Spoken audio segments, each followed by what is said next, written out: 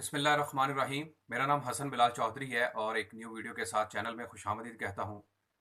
नाज़रीन, आज के टाइम पीरियड में पाकिस्तान के अंदर जो सबसे ज़्यादा डिस्कस किया जाने वाला इशू है वो ये है कि अगर पाकिस्तान डिफ़ॉल्ट कर गया तो क्या होगा। डिफ़ॉल्ट को अगर हम आसान अल्फाज में बात करें तो इसको हम बोलते हैं दिवालिया या बैंकक्रप्ट। अगर पाकिस्तान की मैशियत फॉल कर जाती है और पाकिस्तान को डिफ़ॉल्ट का सामना करना पड़ता है तो कौन से कॉन्सिक्वेंसेस यानी कि असरात मुरतब होंगे और बैंक में मौजूद जो आपकी रकम है उनके साथ बैंक्स या गवर्नमेंट क्या करेगी।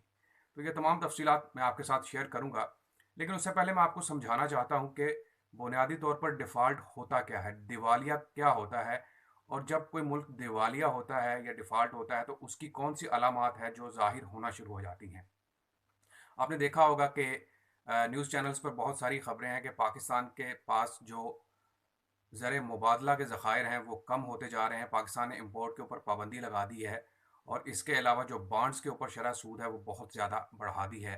तो मैं आपको तमाम तफसीलात के बारे में बताने से पहले कोई अदाद शुमार दिखाना चाहता हूँ, ताकि आसान अल्फाज में आपको समझा सकूँ कि दिवालिया होता क्या है और किस तरह ये आपकी मैशियत को तबाह करता है, और फिर बैंक्स में मौजूद जो आपकी रकूम है, जो आपने इन्वेस्टमेंट्स की हुई हैं, उसके साथ बैंक या गवर्नमेंट कैसे डील करती है।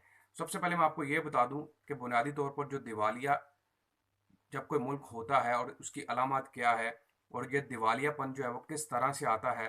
किसी मुल्क के दिवालिया होने के बारे में माहरीन मैशियत का कहना है कि एक मुल्क जब अपने बैरूनी कर्ज़ों की किस्तें और इस पर सूद की अदायगी से कासर हो तो इस मुल्क को दिवालिया करार दे दिया जाता है।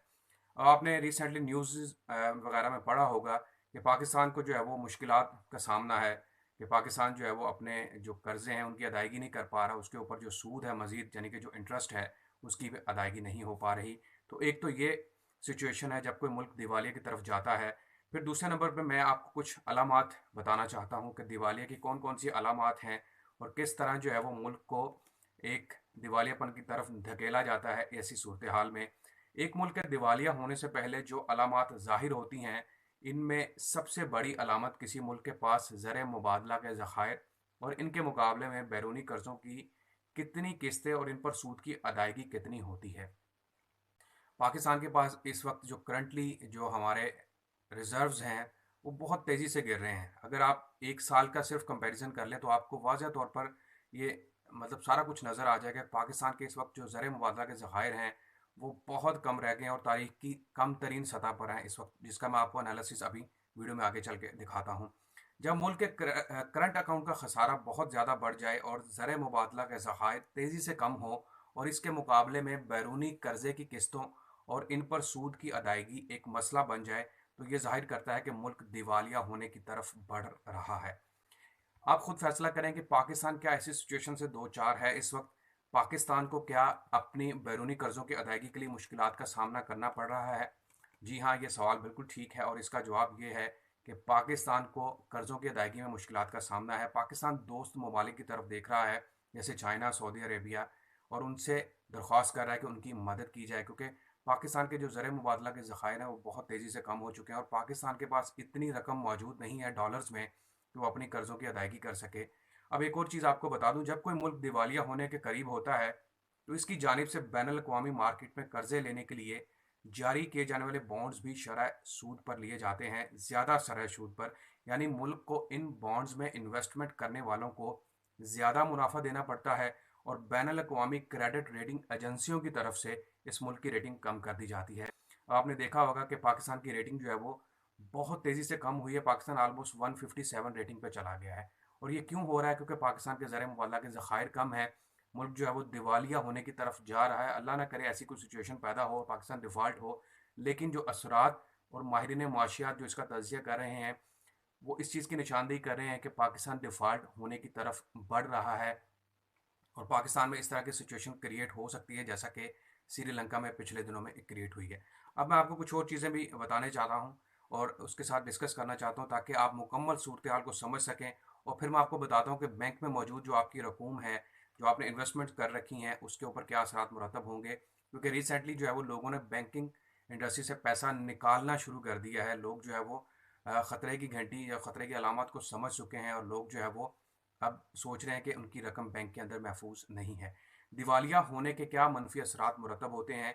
किसी मुल्क के दिवालिया होने पर इनसे आलमी मंडी में मुल्क की क्रेडिट रेटिंग बहुत गिर जाती है। यानी कि मुल्क की जो है वो रेटिंग, अगर एक चीज़ पॉजिटिव की तरफ जा रही थी आगे की तरफ, वो फिर आहिस्ता आहिस्ता डाउनवर्ड यानी कि नीचे की तरफ होना शुरू हो जाती है और आलमी इदारों और दूसरे ममालिक की जानिब से मज़ीद कर्ज की सहूलत नहीं मिलती। आपने देखा होगा कि पाकिस्तान को पिछले 1 डेढ़ साल में IMF से कर्जा लेने में बहुत मुश्किलात पेश आ रही हैं। आलमी मालियाती इदारा है IMF एक, जो कि अब पाकिस्तान के ऊपर कड़ी से कड़ी शराइत आयद कर रहा है और कर्ज देने में जो है वो हीले बहाने कर रहा है, जो कि पाकिस्तान के लिए ज़ाहिर बात है मुश्किलात क्रिएट कर रहा है। उन्होंने कहा कि एक ऐसा मुल्क जो कर्ज़ों पर चलता है, इसके लिए आलमी मालियाती इदारों की तरफ से कर्ज़े की सहूलत भी ज़रूरी होती है ताकि इस मुल्क की मैशियत चल सके। अब IMF अगर हमें कर्ज़ा नहीं देता या IMF इनकार करता है या डिले कर रहा है, क्योंकि हम IMF के कर्ज़ों के बगैर अपनी जो कर्ज़े हमने ऑलरेडी लिए हैं उनके ऊपर जो सूद बन चुका है उसको अदा नहीं कर पाएंगे, क्योंकि रिजर्व्स बहुत कम हैं। दिवालिया होने की सूरत में शदीद नतीजा ये बरामद हो सकता है कि मुल्क से जाने वाला तजारती माल जब्त कर लिया जाए। अब ज़ाहिर बात है जिन लोगों ने अपने पैसे लेने हैं, हमारा पाकिस्तान मुल्क है, हमने IMF से कर्ज़ा लिया हुआ है, दोस्त ममालिक से लिया हुआ है, तो वो फिर अपने कर्ज़ों की अदायगी किस तरह पूरी करते हैं, यानी कि कर्ज़े किस तरह वसूल करते हैं कि आपके मुल्क से जो सामान जा रहा है, तजारती माल, उसको काबिज़ कर लिया जाता है, यानी कि उसको कब्ज़े में ले लिया जाता है। आपके हवाई जहाज़ अगर किसी दूसरे एयरपोर्ट्स पर उतरते हैं, तो उसको भी किसी भी मुल्क में कब्ज़े में लिया जा सकता है।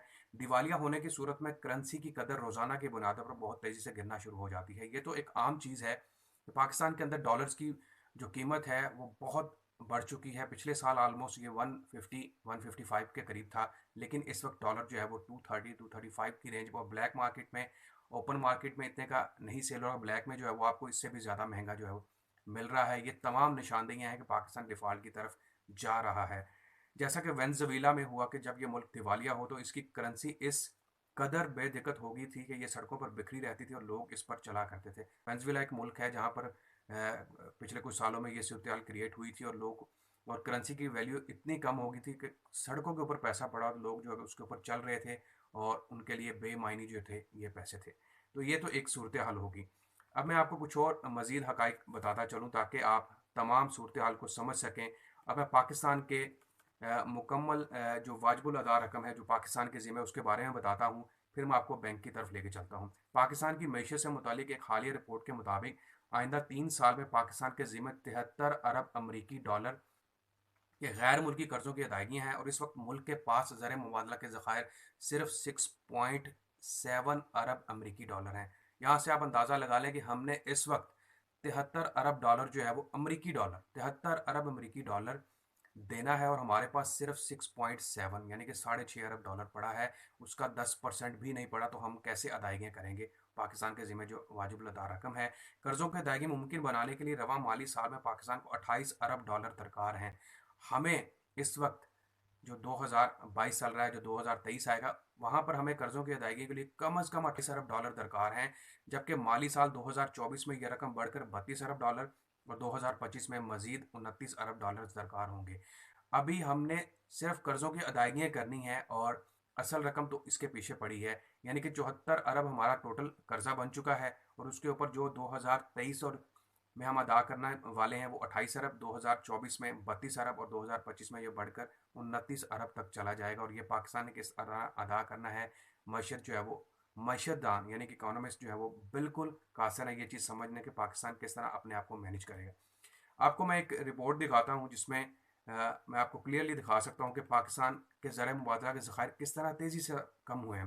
5 मार्च 2021 में पाकिस्तान के पास 13 अरब डॉलर अमरीकी पड़े हुए थे, ठीक है, जो कि बढ़ के अगस्त 27 2021 में 20.1 बिलियन यानी कि 20 अरब डॉलर तक पहुंच गए थे। फिर मार्च 2022 में ये कम हुए 16 अरब डॉलर, क्योंकि कोरोना की सूरत हाल थी और पाकिस्तान को जो है वो काफ़ी कॉन्सिक्वेंसेस यानी कि मुश्किलात फेस करनी पड़ी। लेकिन विद इन 6 मंथ्स, पिछले 6 महीनों में जब से ये गवर्नमेंट चेंज हुई है, जब से रजीम चेंज या जो भी आप कह लें वो चेंज आया है, उसके मुताबिक इस वक्त पाकिस्तान के पास 6.7 बिलियन डॉलर और ये लेटेस्ट रिपोर्ट मैं आपको बता रहा हूँ दिसंबर 2 2022 की। रिजर्व्स तकरीबन 10 अरब डॉलर कम हुए हैं सिर्फ 6 से 7 महीनों के अंदर और ये पाकिस्तान के लिए बदतरीन सूरत हाल है, जो कि पाकिस्तान को डिफ़ॉल्ट की तरफ, दिवालियापन की तरफ, बैंक करप्सी की तरफ जो है वो लेके जा रहा है। अब हम बात करते हैं कि बैंक में मौजूद आपकी रकम का क्या होगा।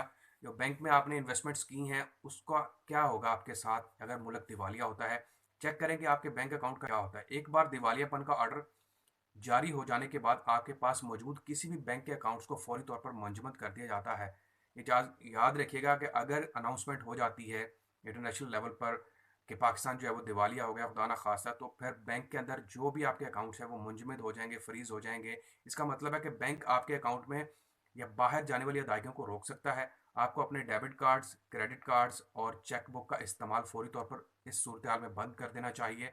अगर सरकारी वसूल कुनिंदा आपसे डेबिट कार्ड, क्रेडिट कार्ड या चेक बुक मांगता है तो आप इन्हें जल्द अज जल्द सरकारी वसूल कुनिंदा को दे दें। यानी कि गवर्नमेंट की तरफ से अगर आपसे मांगी जाती हैं ये चीज़ें या फिर कहा जाता है कि इनको ट्रैश कर दें, तो आपको फौरी तौर पर उस हुक्म की तामील करनी पड़ेगी। सरकारी वसूल कुनिंदा बैंक से मालूम करेगा कि अकाउंट में क्या है।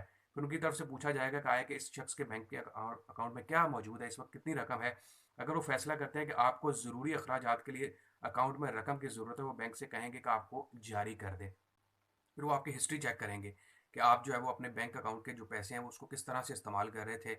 अगर वो समझेंगे कि आपके रकम आप सही इस्तेमाल कर रहे थे, यानी कि आपको ज़रूरत है अपनी अदायगियों के लिए, तो फिर आपको जारी कर दी जाएंगे। इसके बाद बैंक फैसला करेगा कि आया आप अकाउंट का इस्तेमाल जारी रख सकते हैं। सरकारी वसूल कलिंदा इस फैसले में शामिल नहीं है। ये फिर टोटली बैंक के ऊपर आ जाएगा। बैंक फैसला करेगा कि आया कि वो आपकी रकम आपको देगा या नहीं। तो ऐसी सूरत हाल तब क्रिएट होगी अगर मुल्क दिवालिया होता है या दिवालिया होने की नहज पर पहुंच जाता है। जब दिवालियापन का हुक्म दिया जाता है तो आपके तमाम बैंक अकाउंट्स आमतौर पर बैंक की तरफ से मुंजमद कर दिए जाते हैं। जब इसे दिवालिया होने का के हुक्म का इल्म होता है, इसलिए आपको अपने अकाउंट में रकम वसूल करने और स्टैंडिंग ऑर्डर्स, डायरेक्ट डेबिट वगैरह की जारी होने से पहले आपको नया बैंक अकाउंट खोलने की कोशिश नहीं करनी चाहिए। अब होगा क्या कि अगर खुदा ना खास्ता ऐसी सूरत क्रिएट हो जाती है, पहले नंबर पर तो बैंक आपके अकाउंट्स मुंजमद कर देगा। बैंक अकाउंट के अंदर जितनी भी रकम आप उसको विड्रा नहीं कर सकेंगे until the next order from the government side और बैंक साइड। और दूसरे नंबर पर अगर आपने ये कोशिश बिल्कुल नहीं करनी कि आप नया अकाउंट खोलें और सोचें कि यार मैं उधर रकम ट्रांसफ़र कर दूं क्योंकि पहले वाला जो है वो बैंक की तरफ चल, तो आपने ऐसा कुछ भी नहीं करना। कुछ बैंक आपको अपना मौजूदा बैंक अकाउंट इस्तेमाल करते रहने की इजाज़त दे सकते हैं। अब कुछ ऐसे बैंक भी होंगे जो कि कहेंगे भैया आप अपना बैंक अकाउंट जो है वो जारी रखें, क्योंकि बैंक को भी अपनी वैल्यू, अपनी रेपुटेशन बनानी है। अगर बैंक आपके असासे मुंजमद कर दे तो इसका मतलब है कि बैंक भी जो है वो डिवैल्यूएशन की तरफ चला जाएगा, लोगों का बैंकों से एतबार उठना शुरू हो जाएगा। तो बैंक कोशिश करेगा ऐसी सूरत हाल में कि आपको अपना अकाउंट जारी रखना दे। लेकिन यहाँ तक कि अगर आप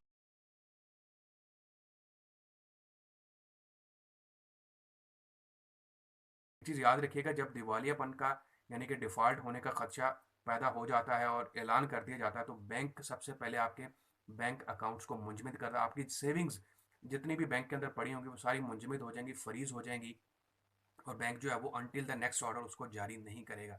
लेकिन अगर बैंक फैसला कर ले कि बंदे के, क्योंकि बैंक के इख्तियार में होगा, और बैंक अगर ये फैसला कर ले कि भाई मैं रकम जारी करना चाहता हूँ, वो जारी कर देगा। लेकिन जो सबसे पहला बैंक एक्शन लेगा दिवालिया होने पर वो ये होगा कि वो आपके अकाउंट को मुंजमद कर देगा, रकम फ्रीज हो जाएगी और आप विड्रॉ नहीं कर सकेंगे जब तक कि कोई नई सूरत हाल या अच्छी सूरत हाल क्रिएट नहीं हो जाती। तो ये एक सिचुएशन है जो कि मैंने आपके पास आसान अदाद शुमार के मुताबिक रखी है। ये माहिरीन मुआशियात का कहना है, जो कि मैंने सारी सिचुएशन आपको बता दी है। और यही होता है जब कोई मुल्क डिफ़ॉल्ट होता है। आप किसी भी मुल्क की हिस्ट्री उठा कर देख लें, श्रीलंका है, वेनेज़ुएला है, इसके अलावा रिसेंटली जो है वो पिछले सालों में यूनान के अंदर ये सारा मामला हुआ था। और ये सूरत हाल है। अब भी पाकिस्तान के अंदर लोग क्या कर रहे हैं कि बैंकों से रकम निकालना शुरू हो गए हैं, और लोग जो हैं वो उसको इन्वेस्ट कर रहे हैं सोने के अंदर, यानी कि गोल्ड वगैरह परचेज़ कर रहे हैं, क्योंकि गोल्ड एक ऐसी चीज़ है जो डी वैल्यू नहीं होता। तो बैंकों से जो है वो लोग रकम निकालना शुरू हो गए। लेकिन अभी अल्हम्दुलिल्लाह ऐसी सिचुएशन क्रिएट नहीं हुई पाकिस्तान के अंदर, क्योंकि ज़र मुबाला के ज़खायर हमारे पास कम ज़रूर हुए हैं, लेकिन पाकिस्तान कोशिश कर रहा है कि उसको ऊपर लेके जाए। और इंशाल्लाह उम्मीद करते हैं कि पाकिस्तान जो है वो इस सिचुएशन से बाहर निकले और लोगों के अंदर जो है वो एतमाद की फ़िज़ा पैदा हो। तो ये नाज़रीन आज की वीडियो थी जिसमें मैंने आपको क्या पाकिस्तान डिफ़ॉल्ट होने जा रहा है या डिफ़ॉल्ट होने के नज़दीक है, मुकम्मल पॉइंट्स आपको बता दिए हैं। फ़ैसला आपने करना है कि आप अपनी रकम को किस तरह इस्तेमाल करते हैं। अपना बहुत सारा ख्याल रखिएगा। इंशाल्लाह मिलेंगे न्यू वीडियो के साथ। आखिर पर दरख्वास्त करूँगा, चैनल को लाजमी सब्सक्राइब कर दें, वीडियो को शेयर कर दें, लाइक करें। अल्लाह हाफिज़।